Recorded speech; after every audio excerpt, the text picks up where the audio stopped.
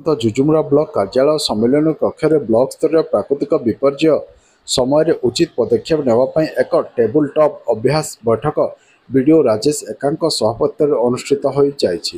ଏହି ବୈଠକରେ ଅତିରିକ୍ତ ବିଡିଓ ପ୍ରଜ୍ଞା ପାଣିଗ୍ରାହୀ, ତହସିଲଦାର ପ୍ରଭାସ ଚନ୍ଦ୍ର ବୁଡାଏକ ଓ ଜୁଜୁମୁରା ସିଡିପିଓ ମିନତି ଦାସ ପ୍ରମୁଖ ମଞ୍ଚାସୀନ ରହିଥିଲେ। ବୈଠକର ମୁଖ୍ୟ ଉଦ୍ଦେଶ୍ୟ ଥିଲା ଯେ ବିଭିନ୍ନ ପ୍ରାକୃତିକ ବିପଦ ଯଥା ବନ୍ୟା, ଜମି କ୍ଷୟ, ଭୂମିକମ୍ପ ଏବଂ ଅନ୍ୟାନ୍ୟ ବିପଦ ସମୟରେ ବ୍ଲକ ପ୍ରଶାସନ ଓ ଲାଇନ ବିଭାଗର ଭୂମିକା ନେଇ ଚର୍ଚ୍ଚା କରିବା। ଏଥିସହିତ ବୈଠକରେ ପ୍ରାକୃତିକ ବିପର୍ଯ୍ୟୟ ବିଷୟରେ ସ୍ଥାନୀୟ ଲୋକଙ୍କ ମଧ୍ୟରେ ଜନସଚେତନତା ସୃଷ୍ଟି କରିବା ସମେତ ବିଭିନ୍ନ ଆଶ୍ରୟସ୍ଥଳୀ ପ୍ରସ୍ତୁତ କରିବା ଏବଂ ଉଦ୍ଧାର କାର୍ଯ୍ୟ କିଭଳି କରାଯିବ ସେ ଉପରେ ଆଲୋଚନା କରାଯାଇଥିଲା। ଏହି ବୈଠକରେ ଜୁଜୁମୁରା ମେଡିକାଲ ଅଧୀକ୍ଷକ, ଅଗ୍ନିଶମ ସେବା କେନ୍ଦ୍ରର କର୍ତ୍ତୃପକ୍ଷ, ବନ ବିଭାଗ, କୃଷି ସମେତ ବିଭିନ୍ନ ଲାଇନ ବିଭାଗର ଅଧିକାରୀମାନେ ଉପସ୍ଥିତ ଥିଲେ।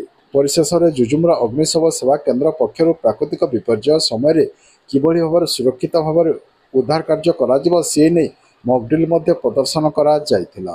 ଏ ନେଇ ଆଜି ରାତି 8ଟା ସମୟରେ ଜୁଜୁମୁରା ବିଡିଓ ସୂଚନା ଦେଇଛନ୍ତି।